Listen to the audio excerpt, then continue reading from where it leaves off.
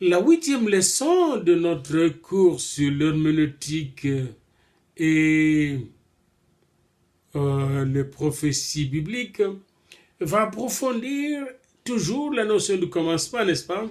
Hein? Voyez-vous, la Bible commence par ce premier verset. Au commencement, Dieu créa le ciel et la terre, comme je le disais encore dans la leçon, lors de ma leçon, ma 6e et ma 7e leçon, n'est-ce pas? Et dans Isaïe 40, 28, on reprend le même thème. Ne le sais-tu pas? Ne l'as-tu pas appris? C'est le Dieu de l'éternité, l'Éternel, qui a créé les extrémités de la terre. Il ne se fatigue point, il ne se lasse point. On ne peut sonder son intelligence. Vous voyez, au commencement, Dieu créa, c'est lui le créateur. Et en recevant cette vérité, ça a renouvelé la foi de Moïse, ça a renouvelé l'énergie de Moïse qui était déjà vieux de 80 ans, ça a renouvelé sa vision de lui-même, n'est-ce pas? Parce qu'il avait affaire avec le Créateur qui pouvait me recréer son être. Et c'est lui le commencement, et c'est lui au commencement qui a tout créé, c'est lui qui a présidé même à la création de l'Empire égyptien. Et le psaume 90, premier et deuxième verset nous dit « Seigneur, tu as été pour nous un refuge de génération en génération, avant que les montagnes fussent nées et que tu eusses créé la terre et le monde, d'éternité en éternité, tu es Dieu. » On n'a pas affaire ici avec un Dieu statue ou un Dieu imaginaire créé par les hommes, comme disent certains philosophes, mais il s'agit d'un Dieu qui a une existence personnelle et qui se révèle à Moïse. Et les cieux racontent la gloire de Dieu et l'étendue manifeste l'œuvre de ses mains, exactement comme un véhicule raconte, n'est-ce pas, l'intelligence de celui qui l'a créé, qui l'a inventé, ou une motocyclette, ou une bicyclette, raconte, n'est-ce pas, l'intelligence de celui qui l'a inventé. Eh bien, les cieux aussi, et la terre, car Dieu a anciennement fondé la terre et les cieux, qui sont l'ouvrage de ce même psaume 102, 26. N'est-ce pas? Et Isaïe 40, 28, ne sais-tu pas, ne le sais-tu pas, ne l'as-tu pas appris? C'est le Dieu de l'éternité qui est le créateur. Alors, il y a cet hymne de la création que nous retrouvons au premier chapitre de la Genèse, puis viennent les périodes créatrices qui sont des commencements de chaque chose, et nous devons retenir une prémisse fondamentale, c'est Dieu qui créa toutes choses. Au commencement, Dieu créa. Et comment nous accédons à cette connaissance? Par la foi, Hébreux 11, 3. C'est par la foi que nous reconnaissons que le monde a été formé par la parole de Dieu, en sorte que ce que l'on voit, ce que nous voyons, n'a pas été fait de choses visibles. Alors c'est par la foi que nous accédons, et la foi n'est pas du tout l'ignorance. La foi, c'est l'illumination de notre esprit, de notre intelligence, par le Saint-Esprit, pour nous permettre d'accéder à une connaissance qui est élevée. La foi n'est pas synonyme d'ignorance. C'est plutôt l'accession à une connaissance plus élevée qu'est la connaissance humaine normale. L'hymne de la création nous fait accéder, n'est-ce pas, à une connaissance qui est plus élevée. Alors, c'est pourquoi la grande question que vous devez discuter dès maintenant, dans ce chapitre, dans cette leçon, c'est la question de la foi. Pourquoi la foi est essentielle à la compréhension de l'histoire de la création. Celui qui n'a pas le don de la foi ne peut comprendre l'histoire de la création. Comment, au commencement, Dieu créa-t-il les cieux et la terre? Alors, c'est très important, au début de cette leçon, de mettre ça au clair. Sans la foi, vous ne pouvez accéder à la connaissance de l'acte créateur de Dieu. Alors maintenant, dans la création, il y a le temps, je parlais du temps.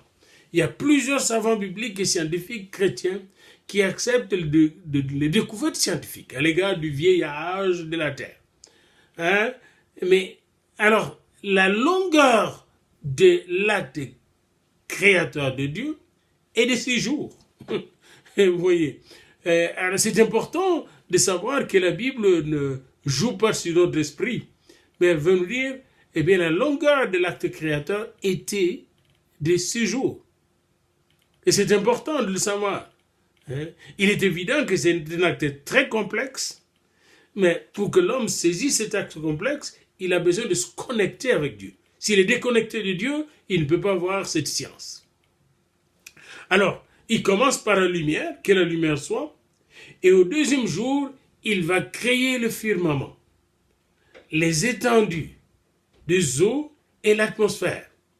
Le troisième jour, il va séparer les eaux d'avec la terre et couvrir les collines, le vallée avec toutes sortes de végétation.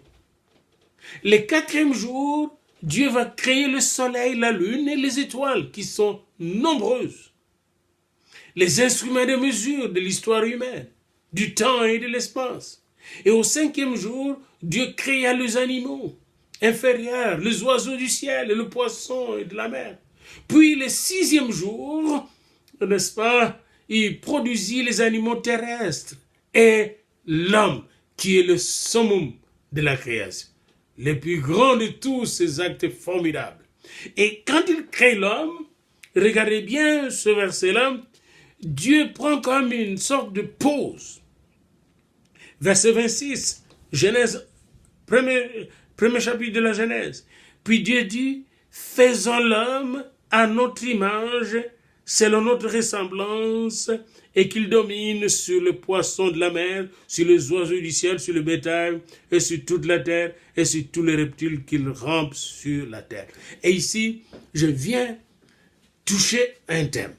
Celui qui parle ici, il est appelé Elohim. Elohim, c'est le pluriel de Dieu, le Dieu de Dieu. Et quand il parle, il dit, faisons l'homme. Et c'est là qu'on suspecte qu'il est en train de parler avec un autre. Et c'est là qu'on dit, quand on parle de Elohim, n'est-ce pas, plusieurs théologiens suspectent que Elohim, le Dieu de Dieu, est pluriel ici, parce que Dieu parle à Dieu. Il parle à l'Esprit de Dieu, nous verrons ça.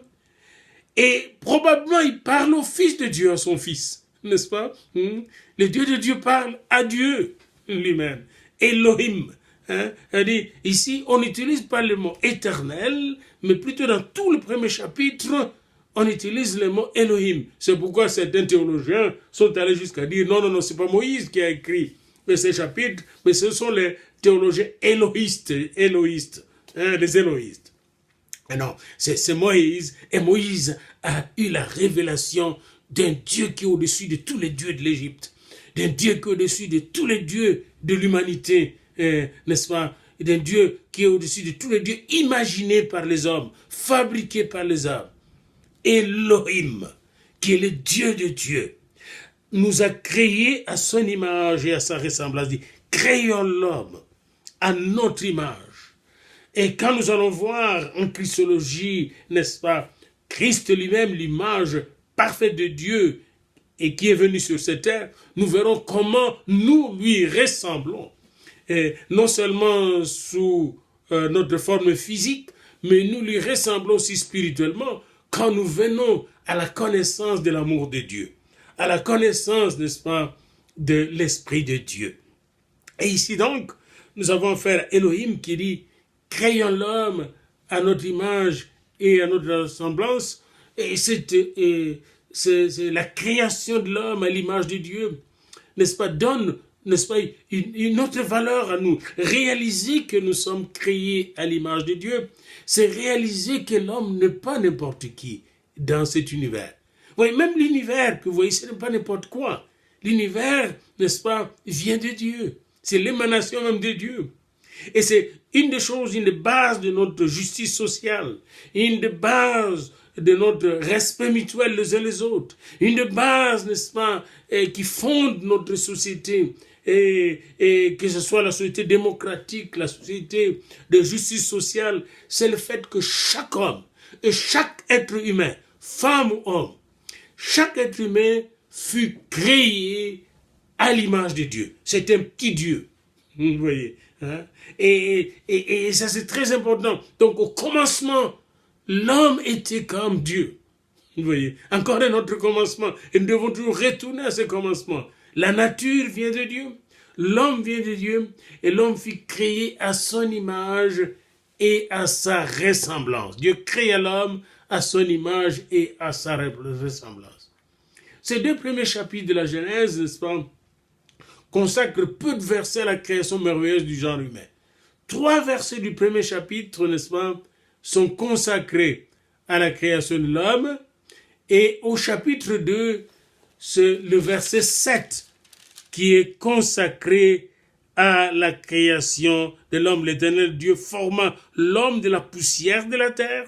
Il souffla dans ses narines un souffle de vie et l'homme devint une âme vivante. Et après, on va parler de la manière dont la femme fut créée, n'est-ce pas, au chapitre 2, n'est-ce pas, quand Dieu va dire au verset 18, l'Éternel dit, il n'est pas bon que l'homme soit seul, et je lui ferai une aide semblable à lui. Et encore là, la ressemblance est toujours là, hein, la femme est comme moi, et l'Éternel Dieu formant de la terre tous les animaux des champs, tous les oiseaux, n'est-ce pas, et il les fit venir vers l'homme, et c'est l'homme qui est le savant de l'univers, qui donne le nom à tous ces animaux, à tous ces oiseaux. Et l'homme, après avoir donné ce nom à tous ces animaux, était là solitaire. Alors Dieu dit non, il n'est pas bon que l'homme soit seul. Alors Dieu fit tomber un profond sommeil sur l'homme qui s'endormit, et il prit une de ses côtes et refermant la chair à sa place, et l'Éternel Dieu forma une femme de la côte qu'il avait pris de l'homme, et il l'amena vers l'homme, et l'homme dit, voici cette fois-ci celle qui est os de mes os et chair de ma chair, on l'appellera Isha. Hein? L'homme c'est Ish, et il appelle, n'est-ce pas, son vis-à-vis Isha, n'est-ce pas, l'autre moi-même. Voyez-vous, cette étude de la création peut se diviser en 2 grandes parties, si vous voulez. Il y a la création cosmique, puis il y a la création de l'humanité. Et cette création de l'humanité nous amène à la responsabilité que Dieu va confier à l'homme. Nous aborderons cette question dans la leçon qui suit.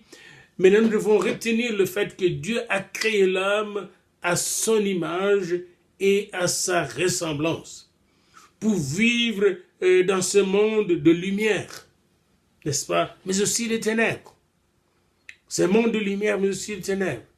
Et toute cette étendue, tout cet univers fut confié à l'homme qui devait gérer cette humanité et cet univers en même temps. Parce que l'homme gère à la fois l'humanité et l'univers. L'homme est la seule créature dont la Bible dit qu'elle est faite à l'image de Dieu et à sa ressemblance. Aucun de ces messagers de Dieu qui sont purement esprits, les chérubins, les séraphins, les archanges, les anges, ne partagent cet honneur. À moins qu'ils viennent nous visiter. Quand les anges nous visitent, on leur donne la forme humaine, qui est la forme divine visible. Nous sommes la forme divine visible. Et cette forme divine visible a commencé par l'acte de création de Ish et de Isha.